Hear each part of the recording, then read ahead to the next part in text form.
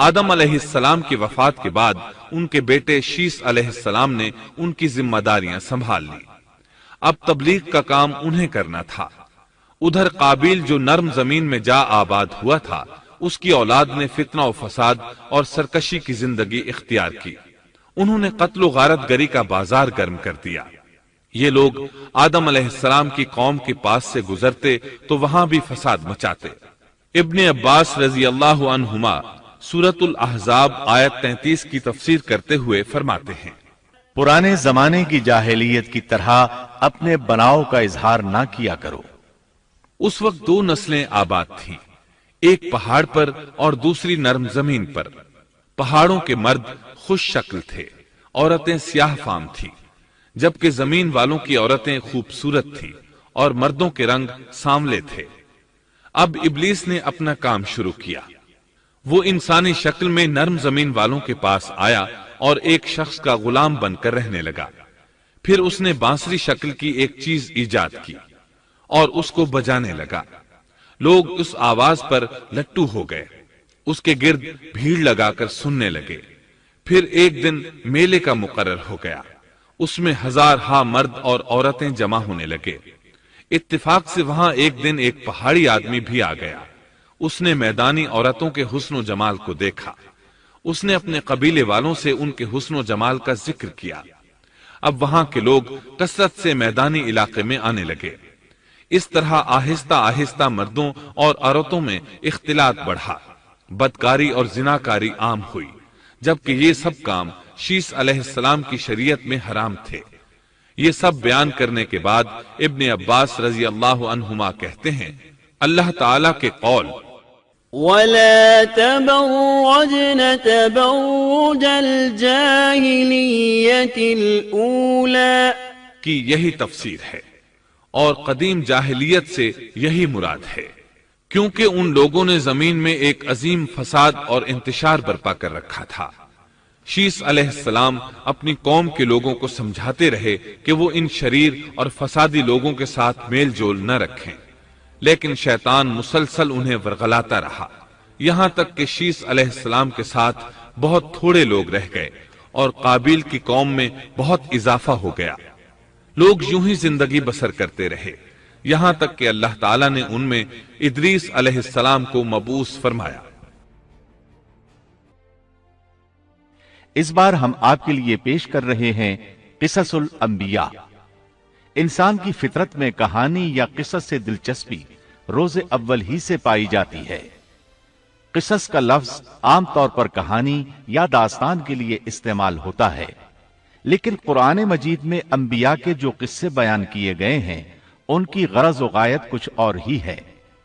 اللہ تعالیٰ نے انسانیت کا آغاز فرماتے ہی انبیاء کا سلسلہ شروع فرمایا۔ انبیاء اور رسول پے در پے آتے رہے۔ کہا جاتا ہے کہ رسولوں کی تعداد 300 سے زائد ہے اور انبیاء کی تعداد 1,24,000 سے زائد ہے۔ گویا اللہ تعالیٰ نے بنی نوع انسان کو سیدھا راستہ دکھانے کے لیے اتنی بڑی تعداد میں انبیاء اور رسول مبعوث فرمائے۔ قرآن کریم کے بیان کردہ قصص حقیقت پر مبنی ہیں، اس لیے دوسرے تمام قصص اور واقعات سے امتیازی حیثیت رکھتے ہیں۔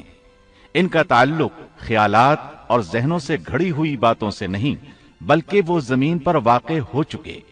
انسانوں نے اپنی زندگی کے مختلف ادوار میں ان کا مشاہدہ کیا، اور پھر یہ واقعات اس لحاظ سے بھی منفرد ہیں کہ عبرت کا باعث ہیں۔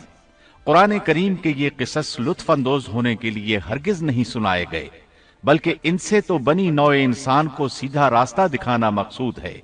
یہ مقصد تھا کہ انسانیت عبرت پکڑے، روز جزا کے بارے میں آنکھیں کھول لے، ان واقعات کو سن کر اور پڑھ کر اپنا راستہ منتخب کر لے۔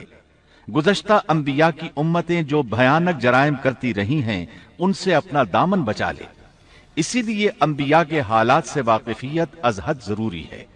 جب تک ہم انبیاء کے واقعات سے روشناس نہیں ہو جاتے اس وقت تک قرآن مجید تک مکمل رسائی حاصل نہیں کر سکتے۔ کتنی بار سیدنا آدم علیہ السلام کا قصہ بیان ہوا، کتنی مرتبہ نوح علیہ السلام کا تذکرہ ہوا، اسی طرح موسیٰ علیہ السلام اور بنی اسرائیل کا ذکر آیا، فرعون کا واقعہ بیان ہوا۔ موسیٰ علیہ السلام اور فرعون کا ذکر تو قریب قریب 70 مقامات پر آیا ہے اور مسلسل قصہ بیان ہوتا رہتا ہے۔ کتنی سورتوں کا نام انبیاء کے ناموں سے منسوب ہے، لہذا جو شخص ان قصص سے لا علم ہے وہ قرآن کے ایک بڑے حصے سے محروم ہے۔ ان واقعات سے رہنمائی حاصل کرنے سے ایک مقصد یہ بھی ہے کہ دعوت اللہ کا راستہ معلوم ہو جائے، لوگوں کو اللہ کی طرف بلانے کا ڈھنگ ہمیں آ جائے۔ اللہ کرے ہم بھی ان لوگوں میں شامل ہو جائیں جو اللہ کی طرف دعوت دیتے ہیں، ہم بھی نیکی کا حکم کرنے اور برائی سے روکنے والے بن جائیں۔ امر بالمعروف اور نہی عن المنکر کے صحیح راستے پر چلنا اس وقت تک ممکن نہیں جب تک کہ ہمارے سامنے کوئی ایسا نمونہ موجود نہ ہو جس کے مطابق ہم اپنے آپ کو چلا سکیں۔ اور صاف ظاہر ہے سب سے عظیم اور بے مثال نمونہ نبی اکرم صلی اللہ علیہ وسلم کی مبارک شخصیت ہے، جیسا کہ اللہ تعالیٰ فرماتے ہیں یقیناً تمہارے لیے رسول اللہ کی زندگی بہترین نمونہ ہے۔ رسول اکرم صلی اللہ علیہ وسلم کے بعد سب سے نمایاں مثال اور نمونہ باقی تمام انبیاء کرام ہیں، پھر صحابہ کرام اور صالح لوگ بھی نمونہ ہیں۔ انبیاء کرام کے واقعات قرآن کریم کے ذریعے ہم تک پہنچے ہیں، اسی طرح نبی کریم صلی اللہ علیہ وسلم کی سیرت مبارکہ اور آپ کی احادیث مبارکہ سے بھی ہمیں ان کے حالات اور واقعات معلوم ہوئے ہیں۔